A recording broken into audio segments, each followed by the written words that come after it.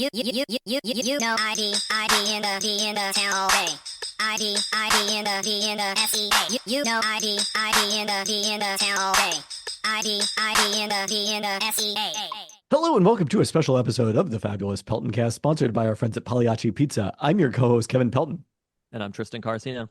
And as always, this time of year, we're thrilled to be joined by friend of the pod, third Pelton brother extraordinaire, Ben Baldwin, to preview the 2025 Seattle Seahawks and NFL season. Ben, you've been on vacation mode for a long period of time. You ready to get back into football? I am so ready, and I was just thinking about this. This is the most excited I've been for a Seahawks opening game without any reason whatsoever. Like, there's no good reason to be excited for this season, probably. I'm kind of but fascinated by this. I'm I happy am that so you're looking excited. forward to Somebody is.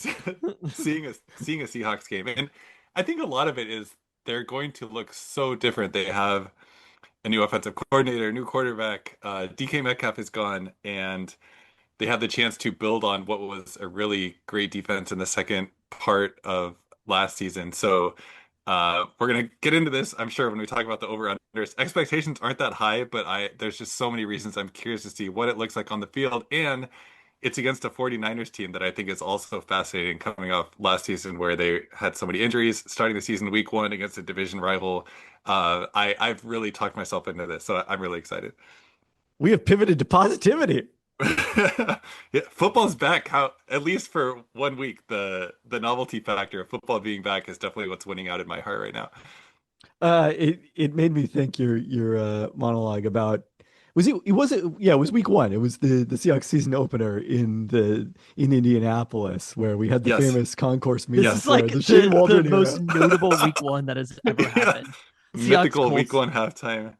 Well, I was also thinking back to being at the Seahawks Lions game, which was not that long ago. That was 2 years ago. The Seahawks Lions. I'd hate to interrupt you. This is the first ever time I have seen Dan Wilson get angry at a baseball game. Oh wow! He is out and talking. I looked. Did you see my face when they made the call?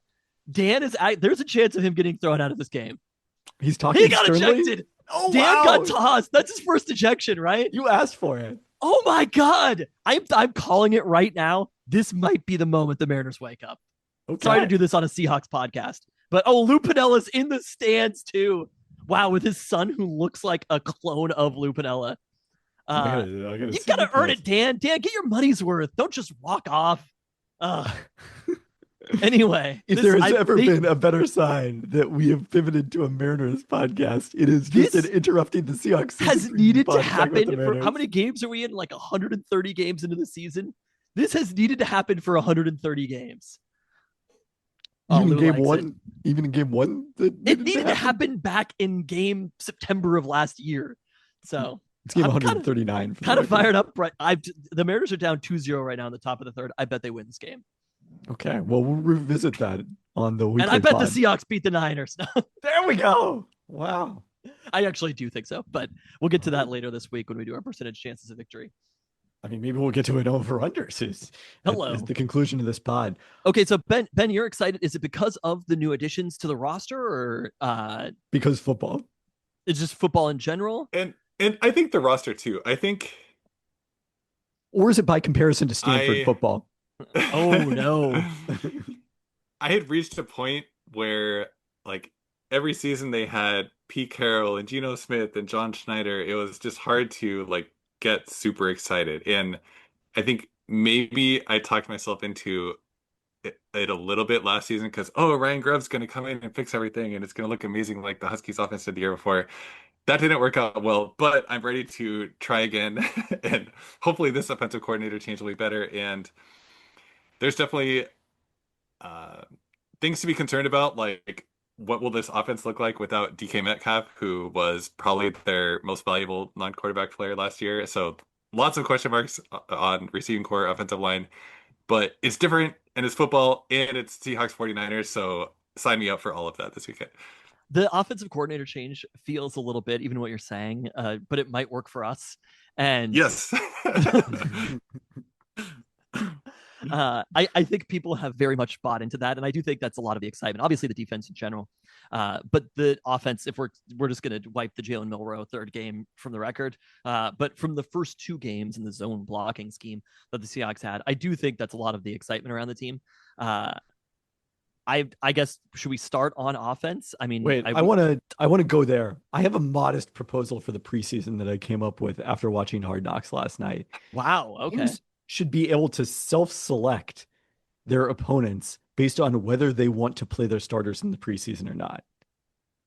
Because like the Bears starters are marching the ball up and down the field against the Bills backups, and it's like, this didn't actually tell me anything. I want to see the Bears backups play against the game where the Seahawks are playing, or Bears starters play against the game where the Seahawks are playing their starters, not, the Chiefs without their star players. Like, let's have actual head-on-head competition. And then if you don't want to play any of your starters, you go to the Sean McVay division and you just play your backups against each other. Seems terribly complicated logistically. I don't know.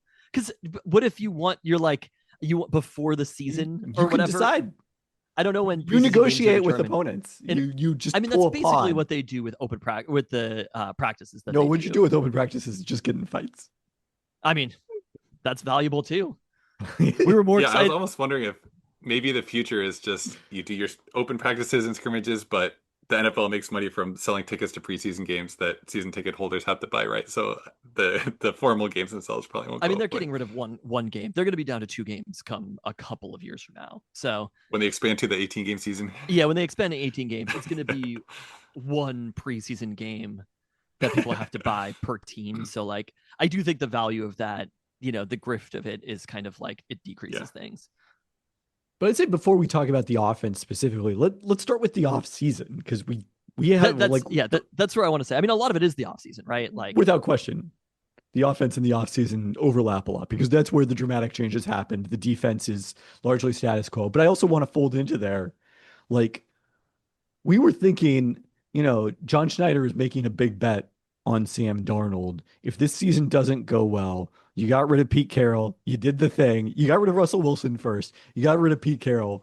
You then, get rid of Geno Smith. If the results stay exactly the same, at some point, the common denominator here is John Schneider is the one holdover here from the Legion of Boom era.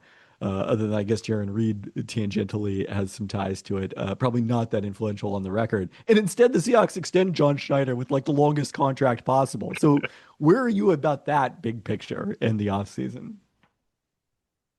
That's a good way of framing it. And I've been not all in on John Schneider for quite some time. The drafts were very frustrating for a long time. And as we talked about a lot on this podcast, when Pete Carroll was here, it's hard to separate like how much of this was Pete Carroll, how much of this was John Schneider. Everything that we've heard, especially since Pete Carroll left, suggests that a lot of it was like they were always on the same page, but it was like John Schneider running the ship. So when we're talking about reaching for players and the insane trades, it sounds like, yes, Pete had final say in everything, but a lot of it was John doing what general managers do, which is shaping the roster of the team. And there has been a lot to criticize over the years with how much they've invested in the offensive line, the ill-fated trades using first-round draft picks. And yes, if the results don't improve, then it raises the question of if the ownership has championship expectations and year after year they're on the border of the playoffs, mostly not making the playoffs, and if they get beaten very badly in the first round a couple years ago, then it seems like a mismatch. But they're not showing any signs of moving on for the general manager. And the quarterback part is interesting because moving on from Russell Wilson, in hindsight, worked out for them 1,000%. Like, they got 2 first-round picks for a player who's clearly declining. I think it's possible that the Geno Smith thing will also work out. They only got a 3rd-round pick for him, but he's 35 years old. He got a lot of money. If he doesn't look like a world beater in Las Vegas, nobody's going to be pointing at John Schneider saying, "How dare you let Geno Smith go?" So here we are with Sam Darnold, and yeah, we'll see how all of this goes this year. I'm concerned about the receiving core that Seattle has relative to what Darnold enjoyed in Minnesota last year, but that's one of the reasons I'm so excited to see how this team looks when they actually start playing the games. Here we are with Sam Darnold, the 2025 Seattle Seahawks. Yeah, I feel like one of the ongoing big picture debates about the NFL, this is something that Tristan and I have discussed a lot offline, is just how much credit for quarterback results are we willing to give to the infrastructure around them, whether that be the offense in which they play or the receiving talent or the offensive line. And the tape people are willing to give like 90% of the credit to all those other things, unless the things are going well for the quarterbacks they like, in which case it's all them. Wait, say that again. People are willing to give credit. The tape people are willing to give credit to everything else around a quarterback, because I think you're right. However, and the second part was the most important thing, which is it depends on your narrative about that person. Right. Does it confirm your priors or not? Yep. So if it's a Brock Purdy having a tremendous success in terms of the metrics on rbsdm.com, your website, then, well, that's simply a product of Shanahan and the yards after catch. But if Matthew Stafford is putting up bad results, then, well, it's because of the fact that the talent around him is not good enough for that sort of thing. So, where are you at on how much of a quarterback's performance we should attribute to the quarterback themselves? Those are the exact two names and the exact two examples I was thinking of too. So definitely on the same page there. You are a brother after all. Yeah. I think it's a really good question, and it's really hard to know the answer. And I also am often a little bit frustrated with kind of the quote unquote discourse with how that plays out. Like if it's someone that people have a good opinion on, and he does well, then they attribute like all of the success to the quarterback and not like the system. Like for Matt Stafford, he has Sean McVay, he had Cooper Kupp when Cooper Kupp was good, he has Puka Nacua, but when that offense does well, it did well. Oh, it's because Matt Stafford is amazing. And he's a good quarterback, but it seems like an unequal standard when it's applied to Brock Purdy, especially when their whole team got injured and their offense was still pretty good. It's still, oh, he's only doing good because of Kyle Shanahan, when we're not saying the things about this Stafford and McVay. Yep. Does it matter? Does it matter? It matters when you're deciding what contract to give Sam Darnold. Sam Darnold still got paid. You know what I mean? It's not like Sam Darnold he's on maybe a little bit of a prove-it contract, but Sam Darnold's not making the minimum. Sam Darnold's not making $5 million per year, something like that. He's not even making Justin Fields money. Like, Sam Darnold still got paid. Brock Purdy, right? There's so much dialogue that exists about Brock Purdy on the internet. Brock Purdy is one of the highest paid quarterbacks in the league. Tua got paid. Goff got paid. I agree with Kevin in that it matters with whether you expect Darnold to do what he did in Minnesota last year. I think that's almost like a different question, though, because the question is not how much do we value these things. The question is, how well do we think Sam Darnold is going to do here? And it's a combination of both of those things, right? It's a combination of the talent around him and, how we view Sam Darnold or whatever. But like, I'm a little bit like, I feel like it's a conversation that exists in here in the computer more than it does in the real world. And what really matters in the real world in the playing the football games is how good is the quarterback playing, right? And I think sometimes those evaluations take time to catch up with the performance, right? So somebody like Jared Goff kind of got the stink on him at the end of his Rams tenure. And maybe it was because the beginning of his Rams tenure that happened.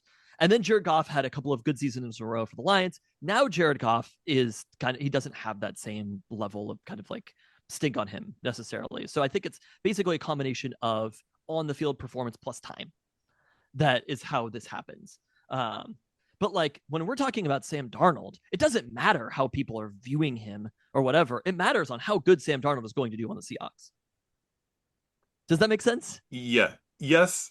And I would say that how well he does on the Seahawks might depend on the extent to which the surrounding situation is worse in Seattle relative to Minnesota. Yes. And we will find that out. I guess I'm agreeing with that piece. And I think that does matter. But I also think the conversation about how we judge players just doesn't change things. And it's something that is fun to do in the offseason. But now Sam Darnold has to go try to win games. And that's kind of the point that we're at. And I'm kind of, and so I think my question for you, Ben, is how do we view Sam Darnold within the Seahawks offense? We know the 14-3 record last year.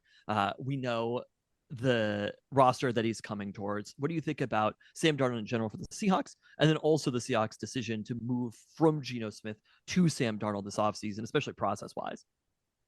Yeah, I think the decision about quarterbacks is totally reasonable. Even if Geno Smith looks a lot better than Sam Darnold this year, which I think is possible, but probably not super likely. I think they're probably in about the same tier of quarterback, although they both have a lot of question marks for various reasons. But Geno Smith is older. He's probably not going to be the Seahawks quarterback of the future for the next 5 years or whatever. And with Sam Darnold, we at least have that chance, and he's young enough where it's possible he's grown. And what we saw in Minnesota last year is more representative of what to expect from him going forward than what we saw earlier in his career. So if you can get a third round pick and get younger at quarterback and take a dice roll on somebody who's younger and possibly has a wider range of outcomes, then sure, that sounds good. I'm not going to argue with that. And I'll even say that I'm supportive of what they did with that. In terms of what to expect from Darnold, I think it's really hard because there's a lot of evidence that like the numbers that we have to measure players, especially quarterbacks or anybody really, it does not quote unquote follow them from one team to another. And I'm sure you've seen this to some extent with NBA players as well, Kevin, but just because you perform at a certain level or you have certain efficiency in some team environment doesn't mean that you're going to continue to have that performance or efficiency in a new environment if your role changes or your surrounding cast changes or something like that. So I think it's valid to ask to what extent was Darnold's performance last year driven by having at worst the second best receiver in the game and what was probably a pretty good offensive system. Their defense was pretty good for a lot of the year, so they were playing from advantageous situations a lot of the time. And yeah, maybe the Seahawks defense will be good, but their receiving core is JSN and a bunch of question marks. They don't have the kind of Justin Jefferson level receiver. So I think it's possible that he will play as well as he did in Minnesota, but I am also somewhat nervous about how he'll actually look in games. Well, let's dig down on that because I mean, one of the things that we do find in NBA analysis is there are certain skills that tend to be more stable changing teams than others. So, you know, the attempt at which you the rate at which you attempt threes, your rebound percentage, unless you're sort of an extreme specialist, like those are probably going to stay pretty similar. Your efficiency as a scorer. Your efficiency as a scorer is less likely to stabilize. So what are those factors if you break it down for NFL quarterbacks in that way? When I looked at this, the most stable factor was perhaps surprisingly CPOE. So this is like how many more completions over expected given target depth and location someone was. And after thinking about this more, I think this makes sense. So CPOE is basically trying to capture accuracy. So if you can throw the ball to where you want it to go, then that is probably a skill that's going to translate from one team to another. Things like EPA and DVOA, those were less stable from team to team. And I think that also makes sense because those are influenced a lot by your pass protection and receivers and things like that. So for Geno Smith, he's very accurate. CPOE always loved him. That will probably translate from one place to another. But I actually don't remember what Sam Darnold's CPOE was. It was pretty good. But things like okay, so okay, we'll take it. As long as it wasn't driven by Justin Jefferson being amazing, then maybe that's like a small signal that maybe some things will translate to the Seahawks. And better than Kirk Cousins in 2022 when the Vikings were also very successful. So there you go. Kirk Cousins. Hey, here we go. I'm sorry, Sam Darnold. Let's go. Yeah. What do you think of the Clint Kubiak system? Because there definitely has been this philosophy, especially based on the results of the first 2 weeks of the preseason, like, oh, obviously this is the best system to run. And, you know, the Kubiak system is at the core, essentially, of the Shanahan-McVay trees. Like there's strong influence, you know, through the Washington Commanders coaching staff when Mike Shanahan was the head coach there and had Kyle Shanahan as offensive coordinator and McVay on the staff, you know, that aligns with the Kubiak dating back to Denver. But at the same, my counter argument is like, well, if this was obviously just the best system, everyone would run it. Like, well, it can't be a magic bullet. And obviously, last year's Saints results suggest that if you don't have the talent, particularly at quarterback, it doesn't matter how good the scheme is. So, where are you at on that? Yeah, the Saints are interesting because they were incredible for the first, was it like 2 weeks of the season or Yeah. 3 weeks of the season, and then everybody got injured, and then they were not good. So yes, you definitely need some baseline level of offensive line play and quarterback play, or nothing is going to work in the NFL. But I think from a data standpoint, the one thing we can say is like the most times or as many times as you can get under center and do play action on early downs, that's like the one thing we know that is extremely advantageous. And what was so frustrating about the Seahawks last year is they just basically never did that. So if they can find a way to do that and the offensive line can actually hold up, which is, I don't think we've talked about the offensive line yet, but that was another question mark this year and weakness last year is if they can do those and get those shot plays like the Saints did last year, then that is definitely what we want to see. And hopefully without DK Metcalf, there's somebody else to take advantage of those opportunities this year. How ready do you think JSN is to step into that role as the guy offensively? I mean, he was pretty much ostensibly the number one receiver in the second half of last year with DK Metcalf probably is more of a 1A. I think he will get a lot of targets and be very good with those targets, but he's not kind of the really fast guy that is going to make defenses be very cautious about how many deep safeties they're having on the field. And I think that's my concern about the offense is there were a couple games where DK Metcalf looked or missed last year. I think the Bills game was one of them, and there were other issues with that game. I think it was raining, and it was just not a good game. But the offense, if there's nobody to put fear into defenses, then they're just going to sit on the short and intermediate routes, not feel threatened over the top, and it's going to make things really hard. And that's one of the elements that DK brought to the offense that didn't, even when he wasn't getting targeted, defenses just had to be aware of where he was lining up and the threat that he posed. And I don't think JSN, he's just not that kind of guy. He's not as fast. He's a better route runner. He's very good at a lot of things, but he won't replace DK Metcalf in that sense. He'll be the number one receiver, get the most targets, but hopefully there's somebody else. Not it was Marquez Valdez-Scantling that got that's why they said MVS. Yeah, someone else who will threaten defenses in that way. There must be, because if they cut him, they have to have some plan. They know everything that I'm saying, so hopefully there's some plan there. I mean, Torrey Horton clearly is the plan based on what we saw from him in the preseason. What would you have been willing to offer Cooper Kupp as a free agent? That's such a hard, a lot less question than what they get. I got the answer. I just talked about their wide receivers for like 2 minutes straight, and I completely forgot that he's on the team. So that probably tells you that tells you my answer. If anybody can come up with like a matter of fact, like how much guaranteed, how much dead money, like that's not what I was asking. Okay, all of those things considered, offensive line seems healthier, definitely steadier than it has been in the past. Is our expectation for a stronger offensive line? I think it almost has to be, but like, is the expectation for a stronger offensive line this season? Yeah, I would hope that Abe Lucas is healthier than last season because he didn't play for a lot of the season, and then he clearly wasn't himself even when he came back. So hopefully after an off season and to recover and starting from the beginning of the season, hopefully things will go better for him this year. And I think Charles Cross is probably one of the best, certainly one of the most valuable Seahawks players. So if they were able to go back to having two starting quality, solid tackles, that goes a long way. And hopefully the interior is better than last year as well, as they have made a lot of changes there. Is it Greg or Gary?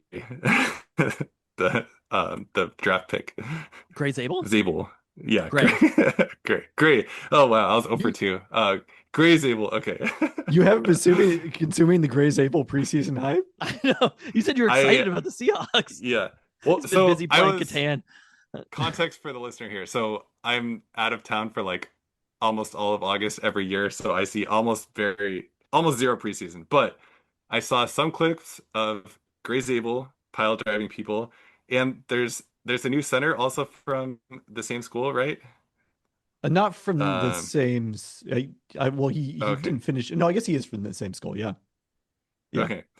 So Jalen yeah, Sundell is so the center for the record. yeah, so there's three things I saw from preseason. Yeah, one was Zabel, two was the center, some good highlights there, and then the Jalen Monroe highlights where I asked people to send me those. So that's everything I saw from Milrow. preseason. Yes, Jalen Monroe.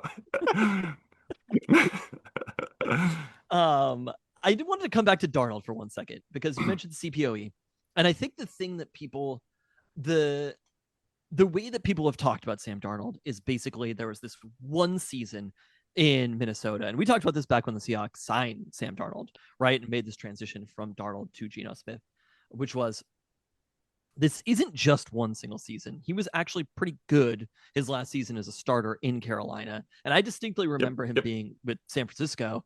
And there was like a risk of Brock Purdy not playing in a game. And I was like, dear God, I hope that they don't realize that Sam Darnold was good. And like, I think that this is just a sneaking suspicion. I think Kyle Shanahan would have been very comfortable going into big games with Sam Darnold as starting quarterback in those situations. And so I pulled up CPOE for those 3 seasons, the last season in Carolina, the season with San Francisco, and then last year in Minnesota. And when you look at it, 500 plays, you got to get rid of your Nick Mullenses and your sadly Jake Brownings to get out of the mix. CPOE. He ranks 4th in the NFL. Now, if you're making an argument about this transition, number 1 in the NFL is Geno Smith. So, but even if you look at those two quarterbacks, if you want to make an argument that the two of them are relatively similar, Sam Darnold is cheaper and way younger. And you get way more flexibility with Sam Darnold. So if it's 1 full completion percentage less from Geno Smith at 4.7 plus completion percentage over expected. But then it's like Jalen Hurts, Joe Burrow, Jaden Daniels, Tua, Brock Purdy, Mahomes, Lamar Jackson, Josh Allen is number 11, and Ross is number 10. These are not bad quarterbacks in this mix. And it's almost like, if it was like the whole list was Daniel Jones or something like that, you'd be like, okay, I'm a little bit more skeptical about the predictive value of this. But ultimately, it's basically the best quarterbacks in the league who are in this tier. And I think it makes sense what you're talking about as this being a predictive thing. And I do think that Darnold there's more to it than just one season. I think the Seahawks got lucky here. And I think the Seahawks lucked into a situation where the Vikings probably would have been fine keeping Sam Darnold. Obviously, last season ended very badly, but they had JJ McCarthy that they had to do something with. And it was basically like they had to move to JJ McCarthy. They'd spent the 4th pick in the draft on him. It was a thing that just needed to happen at that point. And most of the teams around the NFL were pretty set at quarterback, especially after they traded Geno Smith to the Raiders. There weren't that many places for him to go. And for whatever reason, the Saints and the Browns wanted to deal with whatever they're dealing with right now. More on that on the over-unders. But I do feel like I got a little bit excited about the Seahawks when you were talking about all of these different things. We haven't mentioned the running backs. Your whole website is basically the reason that we haven't. But obviously Sharp for life. And when I look at the combination of the offensive line plus Darnold in a system, that's going to set him up in a situation where he's going to have a phenomenal completion percentage with the Seahawks. He may top his career high from last season. But I look at the offense and I'm like, I think this offense could be at least top 12 in the league, something like that, if the line stays healthy and Darnold does what he's supposed to do. Maybe that's wishful thinking and maybe that's too rosy of a perspective about it. But I think given all of those changes and with Darnold, I think this offense looks pretty good. That's too optimistic. One of the factors in the Seahawks consistently having a high CPOA in the Pete Carroll era extending to the first year of the Mike Macdonald era has been Tyler Lockett. And we sort of have glossed over. Obviously, Tyler Lockett's role in the offense changed pretty dramatically last season with JSN's emergence and the fact that he was doing a lot of the Tyler Lockett things in the offense. But it was also really nice to have 2 Tyler Locketts. Sam Darnold didn't have Tyler Lockett, though. I guess that, if you want to give Geno credit for that, for those 3 seasons, Sam Darnold wasn't playing with Tyler Lockett in Carolina, San Francisco, or Minnesota. He wasn't. It's true. I just wanted to say some nice things about Tyler Lockett here. Sure. Man. So So I guess overall, what is your expectation then? If that's where I'm at, and Kevin says I'm being too rosy, what is your expectation, Ben, for the offense? Yeah, I was thinking last year we did over unders for the rank of the Seahawks offense and defense. So what would be a fair over under of the Seahawks offense? Let's say if the over under were, and let's say we're looking at like EPA per play at the end of the year. For the offense, if I said 14 and a half, and the defense I said 6.5, what would you guys say for if would you take the over or the under for those? Like, I or mean, better or worse? It's hard to say over or under because Yeah. being lower is better, but Yeah. you've described a pretty good team there, 14 and a half and 6.5, and those are your expectations. And as we will talk about, those do not jibe with what Yep. the market is thinking about the Seahawks. I would take the under on the defenses on the offense as far as the offense being worse than that. I was thinking the line would be around like 18 and a half, frankly. And if they get For to the offense? average, if they get to average, I think it's been a good season for the Seahawks offense. That's probably fair. Yeah. I think they're a better offense and a slightly worse defense. 6.5 is, I mean, that's a Maybe lot that of was confidence aggressive. in this I've defense. seen so many I've seen so many in my brief time online, people like Seahawks are going to be a top two defense, a top three defense, and you can't project any defense to be like a top three defense because defense is just too noisy. But I've seen so much optimism about the Seahawks defense. I mean, if your this year. bad case scenario is they're the eighth best defense, then I will take that. Yeah. Sign me up for sure. Yep. Well, that's a below average, I guess, if you're setting the line at 6.5. The bad case is, you're average at best, probably. I mean, the bad case is always the worst team, but I'd be pretty surprised if they managed to get to 32nd on defense. I'm going to give them that. Pelton cast any chance rule. What week did Ernest Jones join the Seahawks defense so that I can look up the splits after they added him? Week 7, looks like. So overall, defensively, to your point, they finished last season in EPA per play, 10th overall. So even 8th would be a slight improvement. But again, if you look at that kind of that second half of the season, once they got established, made the changes at linebacker that they did. I mean, Ernest Jones being the more impactful one, but Tyrese Knight coming in later, they were 8th over Jones's span on the team, and then in the second half of the season, weeks 9 through 18, they bumped up a little bit all the way to 5th. So that's, I think, where the optimism is coming from people. But still, the idea that you should expect them to be a top 2 defense, as you're saying, is unrealistic. Yep. Like, what percentage of top 5 defenses turn over from one year to the next in EPA? Oh, a lot. Yeah. So it's much less stable than offense because offense is mostly driven by the quarterback, and there's no equivalent on defense. Who do you think is the most important player for the Seahawks defense? That's a good question. Probably Leonard Williams. I mean, I think because interior pass rush is so important. Sorry, go ahead. Yeah, I think Strong Casey's the best player on the Seahawks defense. I mean, I feel like in terms of upside, you're probably either looking at Devin Witherspoon potentially having a bigger season like his rookie campaign, or Uchenna Nwosu getting healthy, like something to really elevate the pass rush into the elite level. I mean, what about Byron Murphy then also? Potentially, yeah. I mean, yeah. Important is such a hard way to describe it because, like, Leonard Williams is going to be good. Devin Witherspoon is going to be good. And Leonard Williams was much better last year than he was in 2023, and yes, that was important for the Seahawks improvement. But I think we can slot Leonard Williams and Spoon in as like good players, and I think important is kind of the way to describe that is basically, and I think maybe even Ernest Jones as well, right? But important is like if Byron Murphy takes a leap, then they can be that top 2 or 3 defense that you're talking about, something like that. Even if Reek Mullen has a phenomenal season, I think, or Nick Emanwari, I think there are a few players where it's like if they find kind of like gems in these other places we know generally what we're going to get from a handful of defenders, but it's a little bit about the fringes, the players who haven't fully shown it yet. And then we know Byron Murphy has potential, and he showed some of that potential last year. I was thinking important more like if this player got injured, we'd be in huge trouble. I mean, that's probably also Ernest Jones Yes. because you look at the depth at Yep, off-ball yep. linebacker, it is not there. Yep. Yeah, probably the cornerbacks too. You get Cole Griffin. What are you talking about? On the practice squad. I mean, I still think he's probably more likely to play than the quarterback they added last week if there was an injury at that spot.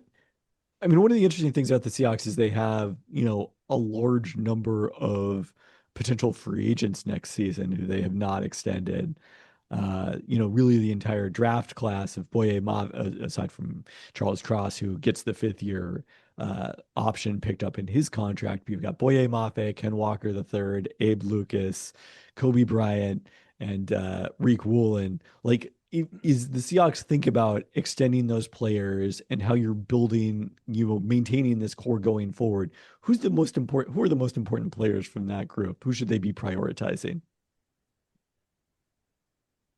My rapid answer was going to be Abe Lucas, but it's just so hard to know where he's at medically, and I guess we'll find out a lot this season. If he can play through a whole season and there's no concerns, and he looks like he did in his rookie season before all the injury troubles, then nailing down your tackle pair for the next 5 or more years, I think could be very beneficial for the Seahawks. And then Tariq Woolen, I have no idea what to make of him. He went from like being very promising to getting benched to maybe being good again, but still having like not always being where he's supposed to be.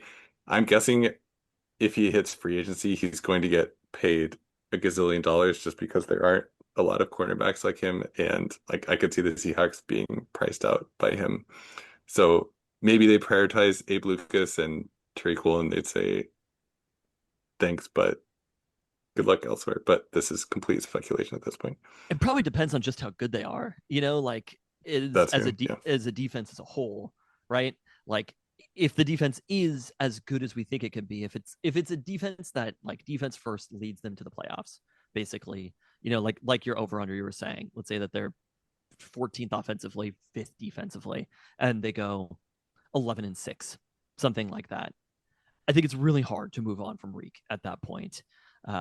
Especially if he's good. So I think Reek Woolen is probably it. I mean, they obviously brought in a little bit of depth, like there's DeMarcus Lawrence, players like that. But Mafe is a fascinating one. I feel like Mafe may have hit kind of like the maximum of his potential right now, and they might be at it at the moment. He probably doesn't have as big of a market dollar as Reek has out there, especially with a good season. But I do think I think defensively, as far as getting paid next year, I think Reek Woolen has the most to win or lose on the roster. And I think the overall success of the Seahawks defense is going to, and if he's good, I think it's going to affect what that number looks like for Reek the most. Where are you at on the defensive metrics for cornerbacks? Because a lot of the, opponent completions, yards per, attempt to target against, show him is an elite cover corner. Do you buy those, or do you think that those are more scheme oriented, randomness, that sort of thing?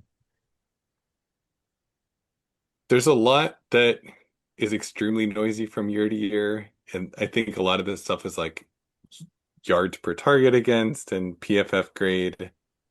I think the more stable ones are like not getting targeted in the first place. I think that's what a cornerback has the most control over, and I actually don't know where his numbers are. But even that is kind of dependent on like how good the cornerback across from you is. So if you have somebody terrible, then quarterbacks are just going to throw at them, and it doesn't really tell you that much about how that cornerback is. It's not necessarily the case in Woolen's case, but secondary play in general is really hard to come up with numbers without tracking data to tell how good people are. Yeah. Okay, so let's go back to the overall question. You set the line at 6.5 for the defensive rank. Where are you at on that? I think we've discussed why that was a bad line. So, but I think if we're doing like a market line, that's probably about where it would be. I guess, can we derive defensive strength from the season long over-unders? I feel like maybe in what you reposted last week, that might be in there. Let me double check. You can't, because all that markets project is like points for and points against, and points Yeah. against is determined in part by how good the offense is and like how fast you play and stuff like that. This is a good Uh, point. unfortunately, um, yeah, I think maybe a fair market over under would be like, I don't know, 9.5 or something for the defense. Um, and if I said, let's pretend I said 9.5, and then I'll take better than 9.5 so I can be optimistic about something. What would you guys pick if it was 9.5? Yeah, I'd go better than 9.5. I Yeah. agree. Okay. I Okay. mean, the other thing is that the Seahawks offense was rather old last year because of the fact that they had a 34-year-old or 35-year-old quarterback, whatever Geno Smith was at that point. The defense Yep. is pretty young and should Yep. hypothetically be improving from that standpoint. Same So with year 2 of Mike McDonald. Like more Yep. time in his system, being able to bring in players, draft players that he wants to have in the system, people understanding it. Obviously, in Baltimore, it happened very, very quickly. But it happened pretty quickly in Seattle too. I mean, their defense year over year was quite a bit better statistically with Mike McDonald, and they got better throughout the season. So I understand why people have that perspective overall. Projecting defense is so hard because a lot of how good the defense ends up being is just how healthy they stay, and especially if they can avoid getting a lot of injuries at one position group. And it's just like at this point, it's not something we can predict. So just hope for the best. They have a couple of older important players on defense, but for the most part, a lot of the core on defense is fairly young. Obviously, DeMarcus Lawrence is quite a bit older. Leonard Williams, Jaron Reed. Leonard Williams is only 31, but then the secondary is pretty young and linebacker is pretty young. So, and I think they have the most depth on the defensive line and pass rush as well. So Yeah. it's kind of like they can withstand some of those injuries where they are older. But obviously we can't project those things specifically, but I think the Seahawks are in a very good position right now defensively. I did want to circle back, by the way. I didn't mention this. So the 2 weeks that DK Metcalf missed last season, obviously the Buffalo game, they really were dreadful offensively. They played a close loss against the Rams without him the following week, but Oh, still, if that's the you pick six game. Yeah. Sorry. still in part because of that, if you look at their EPA per play offensively from the 2 weeks, they ranked 32nd in the NFL in that span. So not great. They were 10th in special teams DVOA last year. Is there any stickiness year to year in that, or obviously we know with kickers there's very little carryover, and then coverage games is pretty small sample sizes. Punting is very consistent from year to year, and the Seahawks have a good punter, so they do have that going for them. Who they're paying a lot of money. Okay, so what you have described, we've taken, a top 10 defense for the Seahawks, an offense that I think we generally think can be around league average.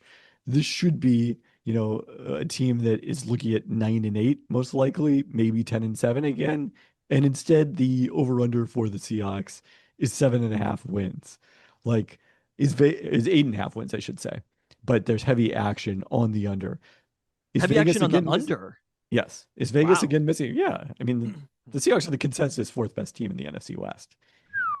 Or the Yeah. Seahawks being underrated again by the markets. I'm guessing markets are a lot lower on the Seahawks offense than we are, and as you just said, 2 game sample, but without DK Metcalf, they were the worst offense in the league last year. So some skepticism is warranted there. And yes, they changed the quarterback, they changed the offensive coordinator, they tried to fix their offensive line. But if the Seahawks had the 20th or 25th best offense, we'd be disappointed, but probably not surprised. So I'm guessing that's where the Vegas thinking comes from. Let me ask if they did have the 20th, or let's say they had the 20th best offense and the 5th best defense, does that still put them over? Probably. 5th best defense is a very good defense. I think Sam Darnold is a little bit in prove it territory, Vegas wise, and Yeah, everywhere. question. I mean, one of the other lowest odds across the league is Vegas as well, right? And where was Vegas? Oh God, it's one of these tabs. 6.5. Yeah, 6.5 for Vegas was a little surprising, and a roster that needs a bigger makeover than the Seahawks roster. They did win 4 games last season, so 6.5 would be a big improvement. It's definitely true, but it was with Aiden O'Connell, right? Like the quarterback situation for Vegas was pretty bleak last year. I mean, what we were talking about with CPOE, like I think Geno Smith and Sam Darnold, ironically, are two of the most underrated quarterbacks in the league, and I think they're kind of underrated both teams in Vegas. I mean, how many times have the Seahawks beaten their over-under? It's been pretty consistent. Yep. Yeah, I think they have every season since they traded Russ, right? It seems likely. Certainly they did in 2022. 2023 would probably be the biggest question mark. I mean, they won 10 games last year, right? For a team, like, it doesn't sound right. I heard somebody say this, and I was like, that doesn't seem like the amount of games that they won, right? Because when you look back on the season, you're kind of like, oh, it was not a good season. They missed the playoffs ultimately, but they did miss the playoffs because of a few random other games that happened in week 18. Maybe it was week 18, right? We were completely down to the wire paying attention to some games. No, it was week 7. They were eliminated before that. Yeah. Okay, they make it to week 18 when they would have mattered, or the Rams game against game. Jimmy G would have played the Rams mattered for a playoff spot. Okay, potentially. Yes. And so instead, they faced a Rams team that had no incentive to win and still barely beat them in that final. Fair enough. Season. That's how they got to 10 games. So the spread is 8.5 this year, or 7.5. The line is 8.5. Last year was 7.5, which they went 2.5 over last year. They were half over in 2023. And then in 2022 they were 3.5 over. So basically they lose one home game, which, let me tell you something about the Seahawks home games last year. Not great. If anybody remembers what that record was, I believe they had 2 home wins. I believe they were 2-7 at home last year. Is that correct? I will double check that, but it definitely wasn't good. No, that would have made them undefeated on their own. So they had 3 home wins last year. Yes, they were 3. They beat the Broncos, Dolphins, and Cardinals at home. Yep. They were a bad home team last year. I don't think that's, like, I wouldn't expect that to continue year over year, but they're playing the AFC South and the NFC South, and their extra games are, I thought they were pretty uniformly bad, the extra games that they play in the schedule. It's Steelers is one. Yeah. Yep. I'll be there. Oh, really? Look for me. Yeah.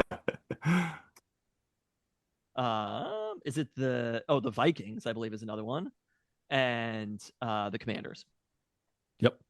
So I think the Commanders are a team that's, I mean, I'm sure we'll get there soon. They feel like a pretty huge regression team. Year over year, the Minnesota Vikings might be a pretty huge regression team year over year. And then the Steelers, like, all 3 of those games, I'm like, they're definitely winnable games at the very least. 2 of them are on the road, but those definitely feel like winnable games, and they're playing the worst 2 divisions. So part of me thinks that this might be true. The Seahawks may go over and still not make the playoffs again. They may go over by a game and a half and still not make the playoffs again, because I think the entire NFC West may do a little bit better because of playing the 2 South divisions.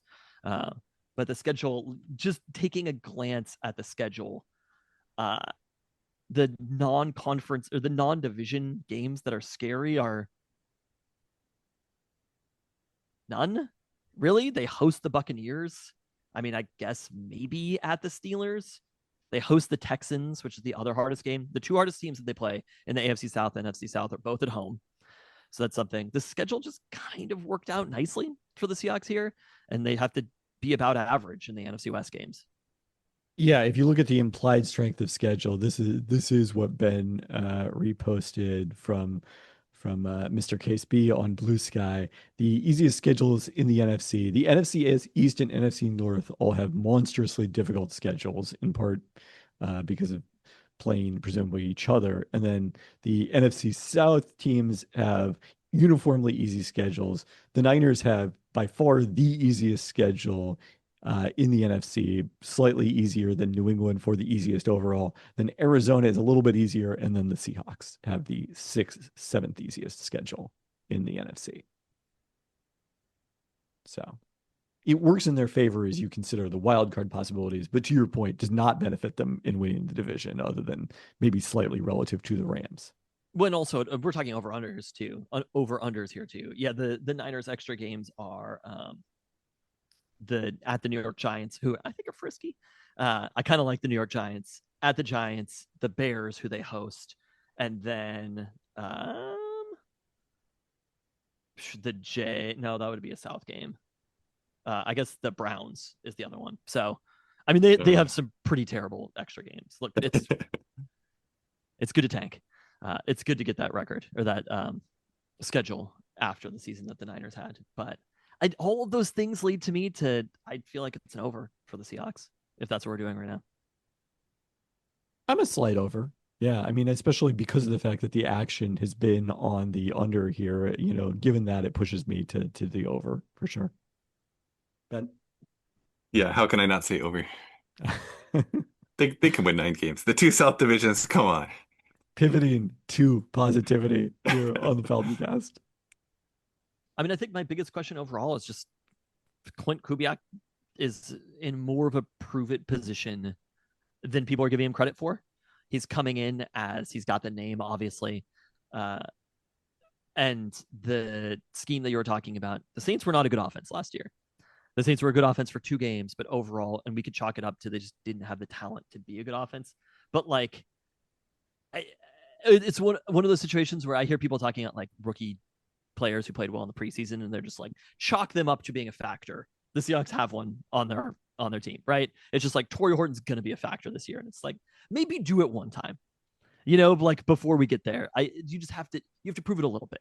And I think Clint Kubiak with the scheme, like, yes, it looks good in the preseason on a small handful of drives, but there are not that many teams out there using fullbacks across the league and who are doing it with a system like this. So if I have any hesitations about it, it is basically just, can this offense work at the level that it needs to get them to the playoffs?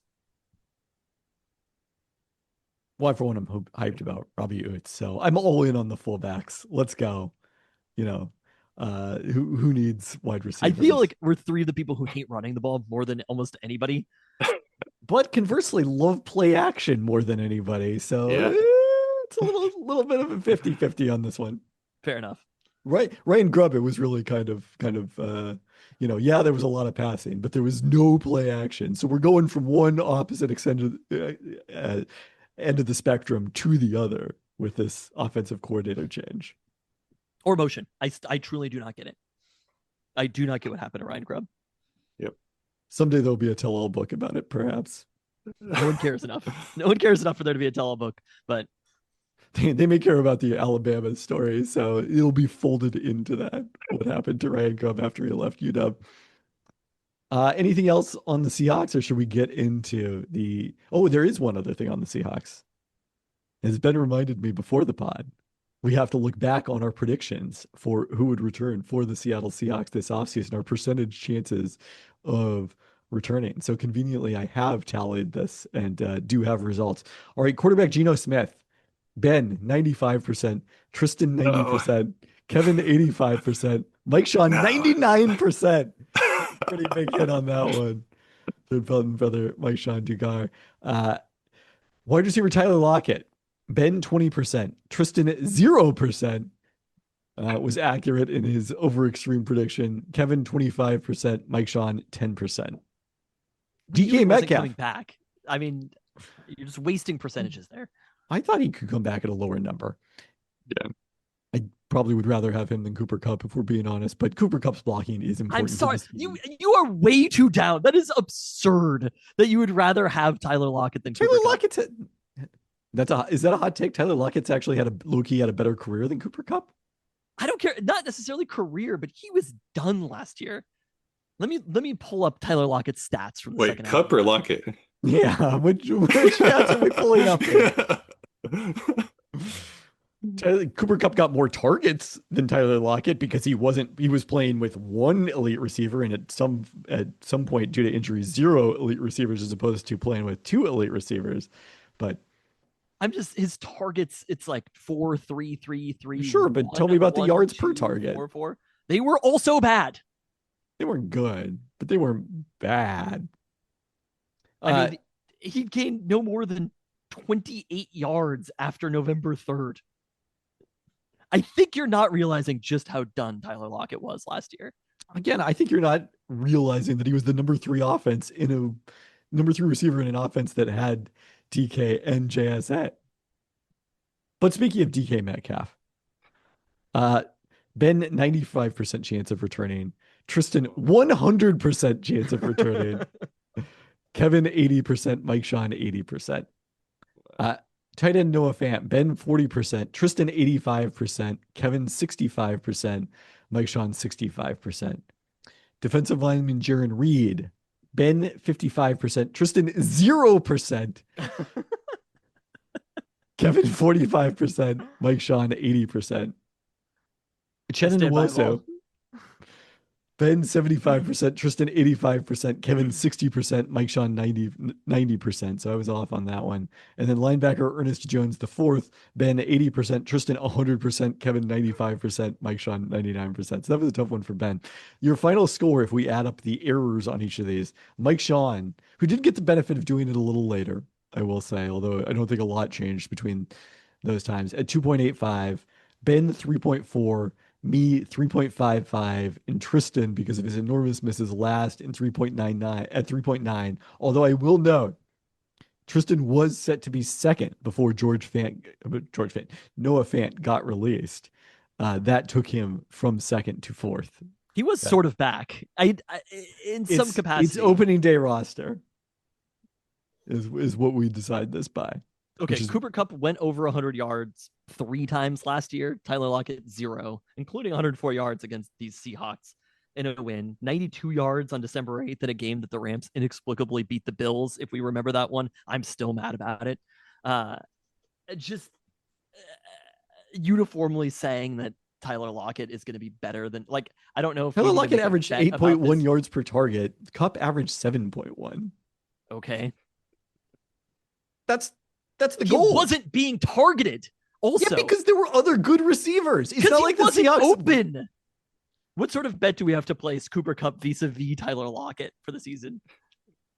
I mean, I don't know that I think Tyler Lockett is going to have a good season. I do think he's quite old and ineffective. It's just that I think Cooper Kupp is also ineffective, and Tyler Lockett is at least cheap while being ineffective. They're the exact same age. A Cooper Kupp has more in the tank than Tyler Lockett has. It was done. Is a run blocker without question. It was done for Tyler Lockett last year. I'm sorry. I'm shocked that he's still in the league. And playing with the number 1 pick. All right, let's do that. Always goes well. Old wide receivers with the Titans. Just any wide receivers with the Titans, frankly. So we are doing these using the lines from ESPN Bet, and we'll score these using the actual over/under, the VIGs on those, even though we also are really mostly just trying to get these correct. All right, we start in the NFC West with the Arizona Cardinals, like the Seahawks, a line of 8.5 wins, but in their case, the action has been on the over rather than on the under. Ben, you want to start us off? I've heard optimism about the Cardinals, and I can't say I fully understand it, so I will take the under. I'm also going under on the Cardinals. Yeah, I'm going under. If you're going to be over on the Seahawks, you probably got to be over on the Seahawks. You probably got to be under on someone else in the division. In Arizona, I think is I'm sure Tristan will be under on the Rams. No, I actually don't know if I'm going to be under on the Rams. I mean, I guess going back to what you said, Ben, I'm not sure what happened in Arizona over the offseason that's going to make them. I mean, it's only a game better than they were to go from 8-9 to 9-8, but they're also losing the home game, the same record stuff that the Seahawks have. So they may be over just because of the record or because of the schedule. Right. They have a slightly easier schedule again than the Seahawks. I guess they had a better point differential than they had the best point differential in the division last year. I'm gonna Huh. move me to an over on the Cardinals. I may be over on every team in the NFC West. Wow. Vegas has no idea what the schedule is, apparently. Their Pythagorean record was 8.5 wins with that best point differential in the division. At least that's what I have it as. Yep. All right, Atlanta Falcons. A line of 7.5 wins in Michael Penix Jr.'s first full season as a starting quarterback. I guess they play in the NFC South, so They do. I guess that's why the line is high. This is hard. I guess I'll take the over and feel horribly about it. Give me the over for the Falcons. Oh, got to be an over here. They won 8 games with Kirk Cousins playing half the season. They were over this number last year. Just for what it's worth, we saw Kirk Cousins last season, who is their quarterback for most of the season. Michael Penix is going to be better than that. They spent 2 first-round draft picks on defensive players. Bijan, another year. Drake London. Like, this Atlanta team, I think they're going to win the NFC South. I mean, I made a bold prediction about it way back last December or January about the Atlanta Falcons, but this is not even necessarily just a Penix bold prediction. But I think that the Falcons, when you're changing from the corpse of Kirk Cousins to Michael Penix, it's going to be a good season for Atlanta. All right, Baltimore Ravens, a line of 11.5 wins. Whew.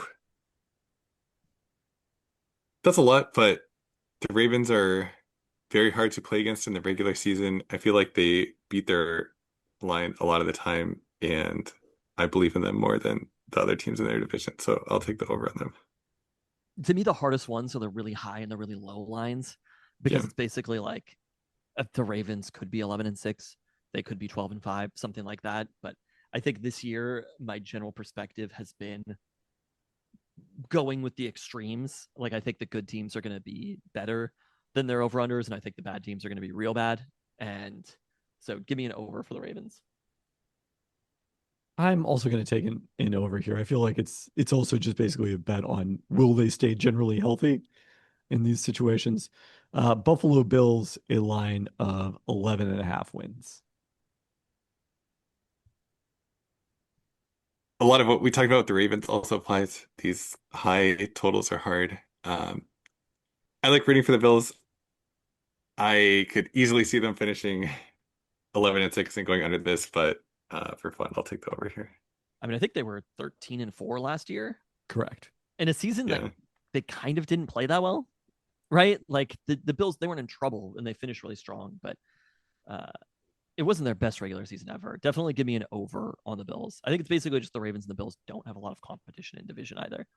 Easiest schedules in the NFL. San Francisco, as we mentioned, New England, and then Buffalo, the third easiest schedule in part because they don't have to play themselves. Sure. Give me the over. kind of absurd how that can work out. Carolina Panthers, a line of 6.5 wins. That seems pretty optimistic for how bad they were last year and possibly overreacting to a few games where Bryce Young looked better. And as much as I'm rooting for them, it kind of hurts me, but I'm gonna go. I'll believe it when I see it, so I'll take the under for them. I am also going over. I think I've gone over on every single team. You are 5 for 5 thus far. You have to take a lot of overs. Going over on the Carolina Panthers.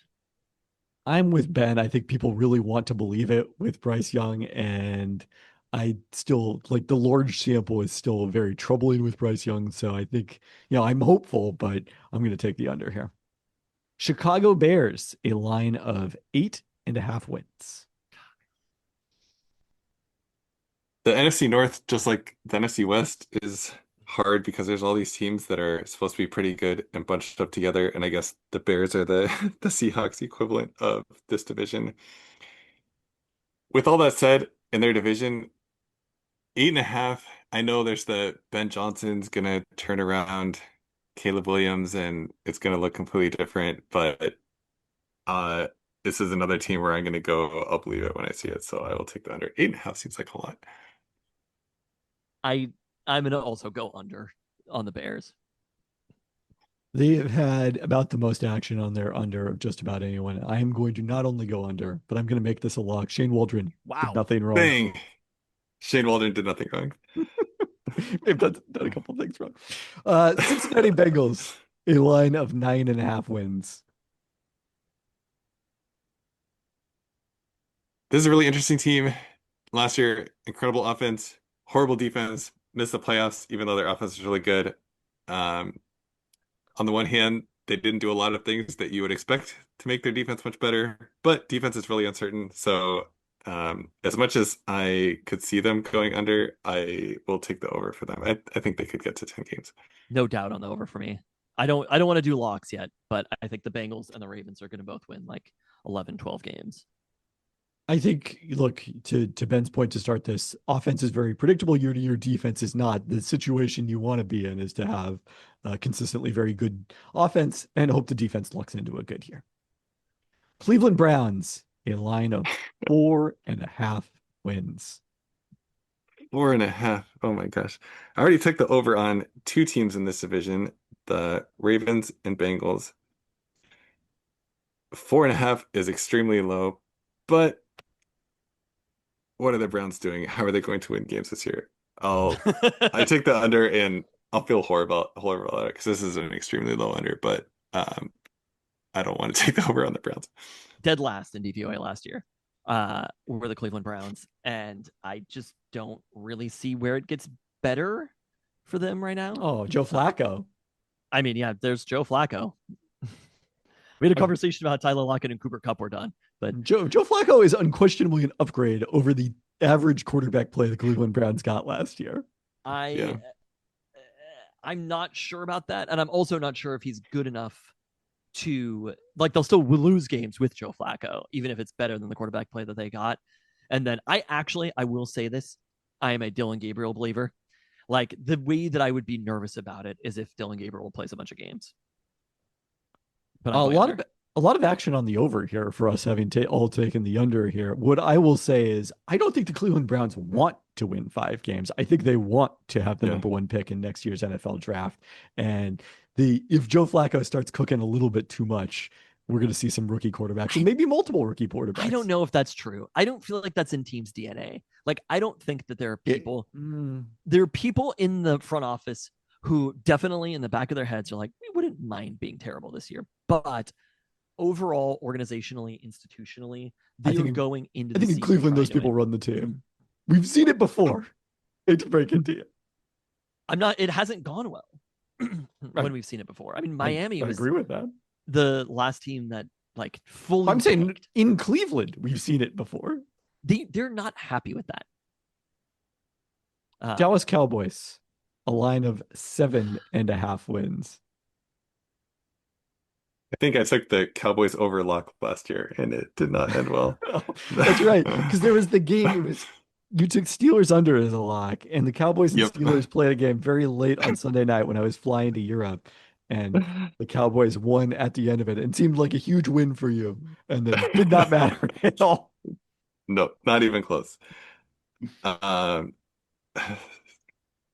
There's a lot of reasons to be worried about the Cowboys, but they still have Dak Prescott. They still have CeeDee Lamb.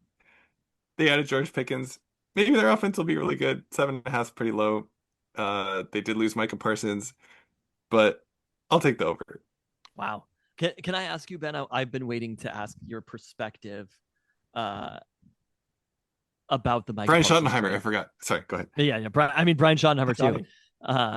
I've been curious to ask your perspective about the Micah Parsons trade, though, overall, because I feel like Kevin and I are like in the extreme minority on it. It has been interesting seeing the Cowboys universally panned and the Packers praised, because I kind of thought we had reached a point where we thought that sending multiple first-round picks to sign a player to a market-setting extension who's a defensive player is like, it's very, very hard to make it work out. So I think that's the baseline. I am sympathetic to the arguments that like you never see a player of Parsons' caliber traded. He's like 26 years old. He's at worst a top two pass rusher, and like maybe his impact on the game. For anyone who hasn't read Bill Barnwell's piece in the aftermath of this, it was really good about laying out just how much he's impacted the Cowboys defense. I think it's very easy to say this time is different for reasons X, Y, and Z, and you can talk yourself into all these. I'm sure many Seahawks fans did this about the Jamal Adams trade.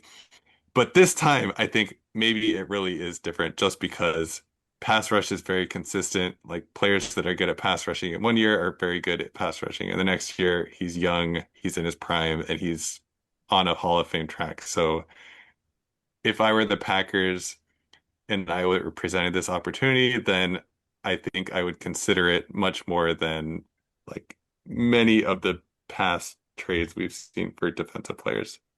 Um, where did you guys end up landing on this? I just like we need to take a beat at the very least. I don't know whether I would have done it as the Packers or not, but like everything was so making fun of the Cowboys and the Packers are Yep. such huge winners. Like let's Yep. let's move a little bit, progress that opinion to the meat.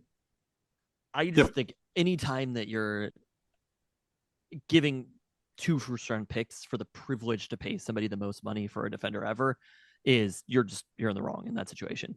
Like the flexibility. I mean, I was thinking about this from the Cowboys perspective, and I'm sure that there are Cowboys fans out there who thought that they had a chance to win a Super Bowl or compete for the NFC. They didn't, and Vegas would have told us before this whether they did, right? And like realistically, Washington last year, I don't know, it happens, but like the amount of teams that are not in, say, the top 10 for over-unders projections who go to a Super Bowl, win a Super Bowl is never, right? And so where the Cowboys were with that roster, with Micah Parsons, is what's the difference to me if you're the Cowboys? Like, is he worth a win? Is he worth 2 wins? If you had to assign like value to Micah Parsons, I just would be shocked if any individual defensive player was worth more than 1 win. And if that's the case and you're giving up 2 first-round picks, which the flexibility that the Cowboys can use for those first-round picks, I mean, you've done research on this. The most valuable picks you can have are at the end of the first round. Obviously, like if they're early first-round picks, that's even better because then you can use them to trade back for picks at the end of the first round, etc. But like they can turn those 2 picks into a generation of players for the Cowboys that help them become a very good team. And Micah Parsons wasn't doing that for them right now. I do think that's probably the portion of what a lot of the analysis I saw misses is that everyone's like, oh, the Packers are giving up 2 late first round picks, which aren't that valuable. And A, late first round picks are very valuable, and B, you never know. There's always some probability that there's some disaster season. Nobody ever thinks they're going to be sending away a future top 5 pick, but sometimes it happens. You just never know, even with the Packers. The Jamal Adams trade. Yeah, exactly.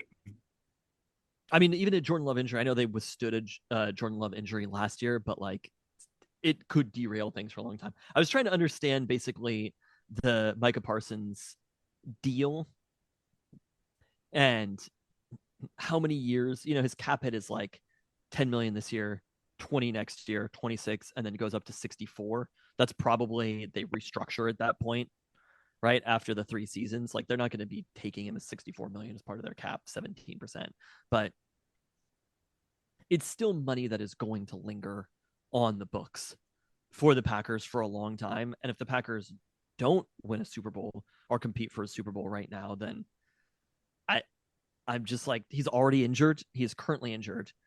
The deal that they signed him to is not a deal the Cowboys wanted to sign him to. So if the Cowboys didn't even want to pay him that money, bar none, you're willing to give up 2 first-round picks to do a thing that the Cowboys wouldn't do. To me, I'm kind of like, this is just bad process, but we'll see. I do think that part of it, and like Barnwell talks in the piece about, the effective value of his contract when you count the 2 first-round picks. But if Dallas had re-signed him, the 2 first-round picks are still part of it because you could have traded him to someone else and gotten those. So either way, you're paying any player on your roster their trade value plus their actual contract. It's just like more implicit when you don't actually trade them. But anyway, let's get back to the 2025 Cowboys. Tristan, where are you at on this? Ben's an over. I want to be an over so bad on the Cowboys and to believe in Shoddy and the offense, but I think I'm an under on the Cowboys. I drafted Dak Prescott for the umpteenth year in a row in fantasy, along with CeeDee Lamb in the first round. So I'm all in on the Cowboys. Give me the over. I also have like one of their backup running backs. Here's what I'll say is people were treating them like they're a joke, and I do not think the Cowboys are going to be a joke this year. I mean, they might be. They're still the Cowboys, just like their offense probably is not going to be a joke. Denver Broncos line of 9.5 wins after winning 10 in Bo Nix's rookie season.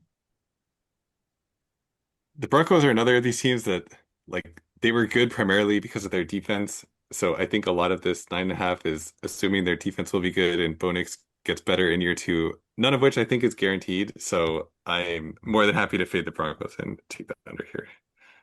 I'm going to take the over on the Broncos. AFC West, very similar to the NFC West. It's an extraordinarily hard division to judge, in my opinion. Yep. That was an under again? No, I'm an over on the Broncos. I'm an under. Broncos schedule not as hard as you would think it is, but still going to be much harder than last year, presumably. Detroit, a line of 10.5 wins.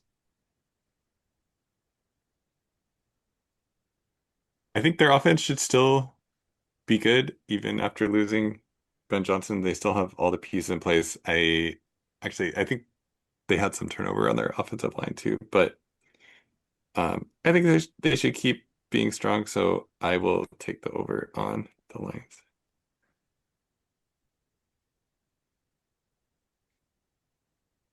What was the line again? 10.5. I'm going to go an over on the Lions. We're all over here. I think I've agreed with Ben every time, which is not going to make it easy for us to score this. Green Bay Just Packers. wait till we get to the Steelers. Green Bay Packers, a line of 9.5 wins. That seems pretty low, given. Yes, I think heavy back action to on the over, Tristan's as you would imagine. Micah Parsons comment.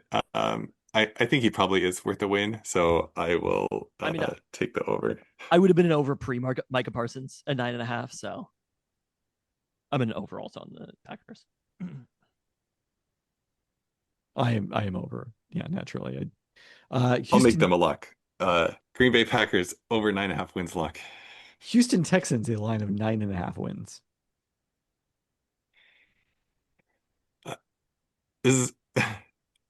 They're talking about them feels very similar to the Broncos, where they had a very good defense. They have a young quarterback that, at least with CJ Stroud, we saw he was pretty good in his first year, and after a down year last year, I think we're probably assuming that he's going to improve.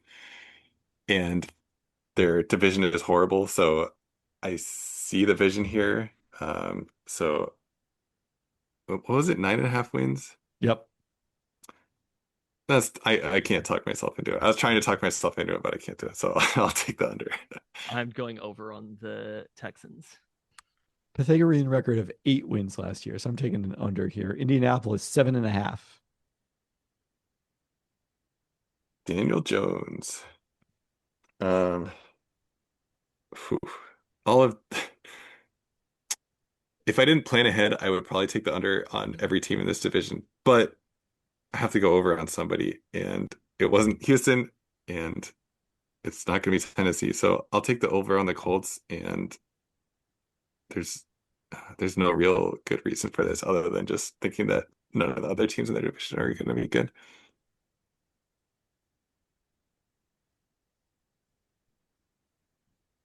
Tristan?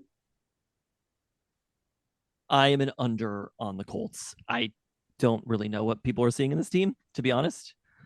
Overall, the Colts are probably the least they're the least notable team in the league. Like, at least the Saints and the Browns are like seem like they might be kind of like historically bad, or they're going into the season with freaking like, Spencer Rattler or Joe Flacco as their quarterback. But the Colts are just normal boring. And the Anthony Richardson, Daniel Jones quarterback competition, I'm just not interested in. Full pass on the whole thing. So I am definitely an under on this one. I am also an under on this one. So Ben and I have finally parted. Kansas City. I want to before I'm I sorry, I've forget, skipped Jacksonville. I want to go back and do a lock for the Texans over. Okay. Oh, well, that's aggressive. A team where there's been action on the under. Jacksonville Jaguars, a line of 7.5 wins, staying in the AFC South. I still believe in Trevor Lawrence, and I don't believe in this division, so I will take the over because 7.5 feels kind of low, and I think they can get past that.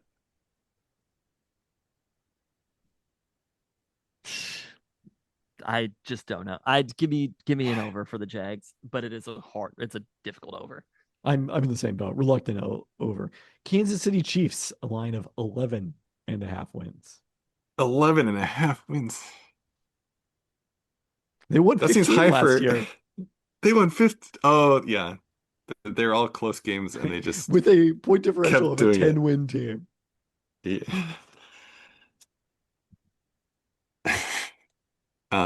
This is really hard. I guess I will take the over, even after being skeptical of the height of their over.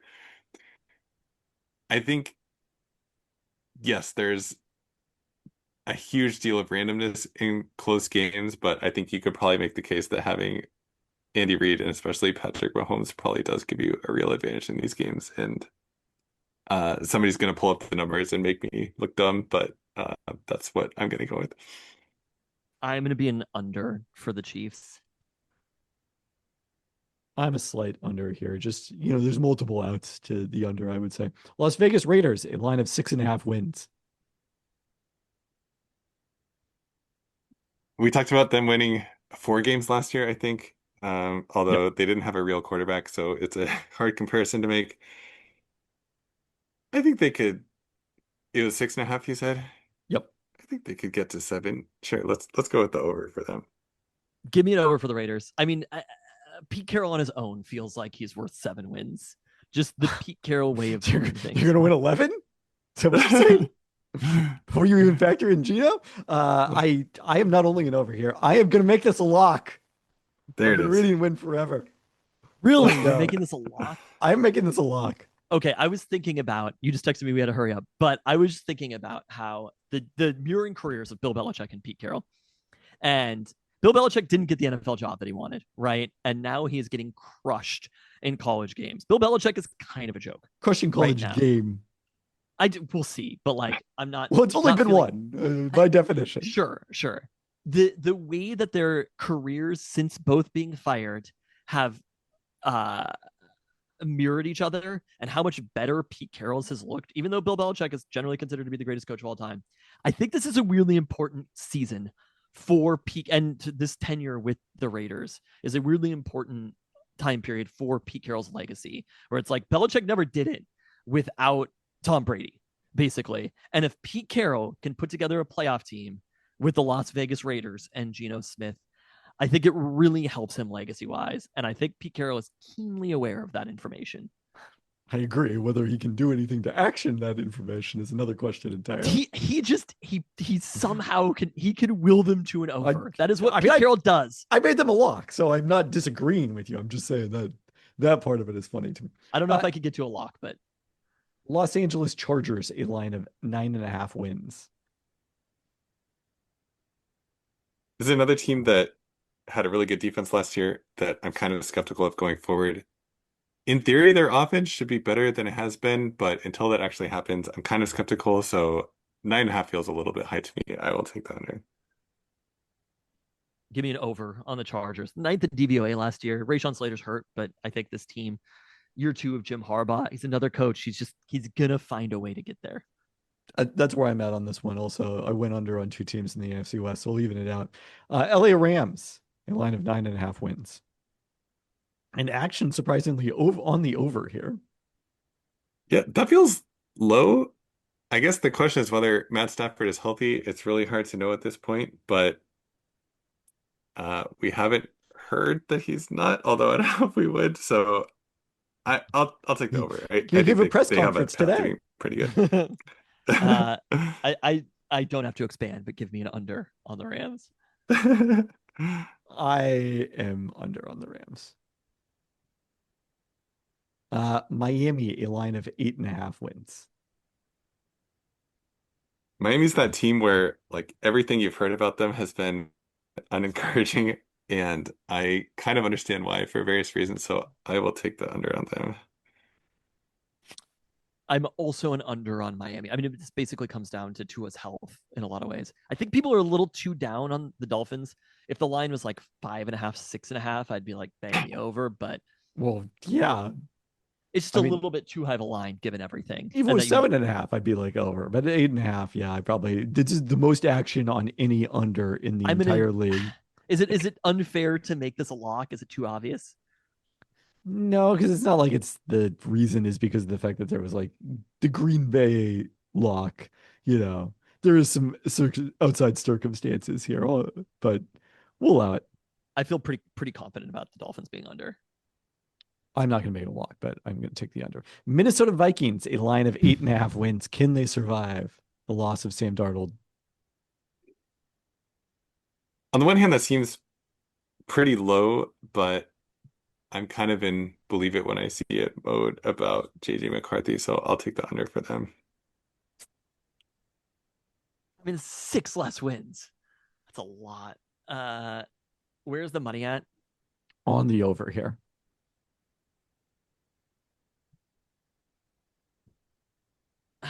I think still give me the under for the Vikings. Wow. Okay. I'm going to take the over here. I mean, I get all the reasons, but yes, they outperformed their point differential last year. Their point differential was still that of a 10 or 11 win team. And, I do think JJ McCarthy can be an adequate quarterback for them. New England Patriots, a line of 8.5 wins. 8. Oh yeah. They're one of the teams that Kevin mentioned that has an insanely easy schedule. So I'm sure that is doing a lot of work there. Second easiest in the NFL. That's still a lot. I don't think I can get there. I like Drake May. I want him to succeed. I just don't know if they have what is around him to actually allow him to do that in his second year. I'm going over for the Patriots. Wow. Okay. I'm going under as well. I think the NFC East is basically like the Bills are going to run away with it, but then I think the Patriots are number 2. Schedule's terribly easy. I think Drake May has a fine enough season, and Mike Vrabel, I mean, he took some of those Titans teams to more wins than this. Did not have a ton of talent. Okay. New Orleans Saints, a line of 4.5 wins. 4.5 wins. This is like the Browns conversation where it doesn't feel good to go under, but them getting 5 wins would be actually kind of surprising. So I'll take the under. I am also this is from a conversation that Kevin and I had. I'm an under, and it was looking up Spencer Rattler's college QBR, where I was like, he wasn't that bad in college, and Spencer Rattler was that bad in college. But it would be like if the Seahawks just started Jalen Milroe. He's worse. He is worse than that. You know who wasn't that bad in college? Jake Browning. Jake Haener. In this particular conversation. Wait, they have Jake Browning too, don't they? Or is it Haener? I don't think they have Jake Browning, do they? Okay, Jake Browning's still in the Bengals. Yeah, okay. If they had Jake Browning, it's an over. But without question. If it's Jake Browning, the line is like 6.5. I kind of don't get how he hasn't found his way to a team. Like one of these, he would be so much better. How old is he? 29? Man, if you put Jake Browning on the Saints, it's an over. But I mean, I'm not betting on there was Jake a minute Haener, here sorry. I thought it might be your Seattle Seahawks this year, but alas. Okay. I'm an under. What were you? I'm an over on this one. 4.5 is just a very low line, and they're in a bad division. That's the thing that differentiates You them hate from Clint Cleveland. Kubiak. I mean, Kevin takes the Saints over every year without fail. That is true. They had a 6.4 Pythagorean record last year. New York Jets, a line of 5.5 wins. I'll take the over, given that I took the under on the Patriots and Dolphins, and 5.5 is pretty low. Justin Fields can have good games sometimes, so I think let's take the over. The number that I heard on... Wait, this is... I mean, both the Jets and the Giants have 5.5 lines, but this is the Giants first. Oh, I thought you said Jets. Let's do them both at the same time. Okay. Yeah, sure. And all New Jersey. Do you have different? I'm glad we clarified this. They both have lines of 5.5. Yes. Wow. Okay, let's go over. New York teams over. Give me an over on both. I That's had a bigger number on the Jets earlier, and I was like, I can't get there. But at 5.5, 6 wins, come on, they could do that. Yeah, we're making a 3 for 3 on overs for the teams at the Meadowlands. Philadelphia Eagles, a line of 11.5 wins. They were pretty good last year, as the listener might have heard. They won the Super Bowl. Um, but their defense is really good, and maybe that regressed a little bit. 11.5 is a lot of wins, so I'll take the under. Give me an over for the Eagles. They're just too complete of a team, basically. I do think there's probably something about the push sneak that I don't know. I've seen a lot of overs, but we'll find some unders here, I guess, at some point. I'll take an over on them. Pittsburgh, not as many as you have. Pittsburgh, a line of 8.5 wins. Okay, I said it last year, but this year is going to be the year that Mike Tomlin goes under 500. I will make it a lock this time, though. I'm in agreement with you. And last year I scoffed at the idea that Mike Tomlin, the person who always goes at least 500 or better. I think the Aaron Rodgers situation is just it's not it. They went into the season with worse quarterbacks than Russell Wilson and Justin Fields, with a worse quarterback than Russell Wilson and Justin Fields. I'm going under as well. San Francisco 49ers, a line of 10.5 wins. I think that's reasonable. I think they'll be a lot better. And why? Than last year? Yeah, they've lost so much depth defensively. Like they won 6 games last year. Okay, then last year, sure. But yeah. The line is 10.5. They have to win 5 more games than last year. 10.5, you said, right? I'm taking the under, but I understand why the over under is where it is. I think they'll still be pretty good. It's a bonkers over under. I mean, they also have the easiest schedule in the NFL. I am aware of that information, and it's still wrong. They're favored in Seattle, which I was kind of surprised by. Oh, I'm not surprised by. I am an under on the 49ers. It is not a deep team at all. There's basically no defensive depth whatsoever. And all of the people who seem to not like Brock Purdy, all of a sudden are like, well, they've got Brock Purdy. They have no receivers. It's Brock Purdy. It's Christian McCaffrey. It's George Kittle, Trent Williams, and I need to do some unders. I'm going to take them as an under. Tampa Bay, 9.5. I think for some reason Vegas always underrates them. We talked about this last year too. This feels low to me given the division they play in, and their offense was good last year. It should continue to be good, even though Chris Godwin is currently injured. So I will take and over. Liam Cohen. I am gonna do an under 9.5. Yep. I am still gonna be under for the Bucks. Man, the division it's not great, but I'm going to take the under here. Tennessee, a line of 5.5 wins. Wow, that's really low. I wanted to take the under, and I guess I will, but I don't feel great about it. Also an under. Oh, rookie quarterback with not much support. Yeah, the support is a huge. Yeah. Give me the over. Washington Commanders, a line of 9.5 wins. I saved all my unders. I believe in Jaden Daniels, but I don't really believe in his supporting cast, and I'm still a little bit skeptical about Cliff Kingsbury. They ran extremely hot on 4th downs last year in an extremely unsustainable way. So as much as I like the team in its kind of new look and want them to succeed, I think there are a lot of ways that they could go under, unfortunately. So I will take the under for them. I'm also an under on Washington. I am going to be an under. Yeah, it feels like a little bit of a comeback to earth year for Jaden Daniels. I mean, if he has a really good year, then sky's the limit. But that's what it feels like. All right, there we go. We are ready for the 2025 NFL season. What lock, Ben? Did you have any locks? Yeah, I said Packers over, which kind of feels like cheating. Let me add the Rams over. That'll make it fun. Wow. Rams over 9.5 wins. Okay, there you go. That's a real. I mean, so Jimmy G is still the backup for the Rams. I mean, sounds right. I think that matters for what it's worth, because penciling in Stafford for a full season is not a great situation, but I do think that Jimmy G can run that offense for what it's worth. Okay. Ben, before we let you go, did you have any thoughts you wanted to share after listening to our interview with Mike Shandugar last week on his book and on the Legion of Boom era? I thought it was great. Every time Mike is on the podcast, it's always a really good conversation. And I appreciate him because he can listen to all the different sides of the story and present them without necessarily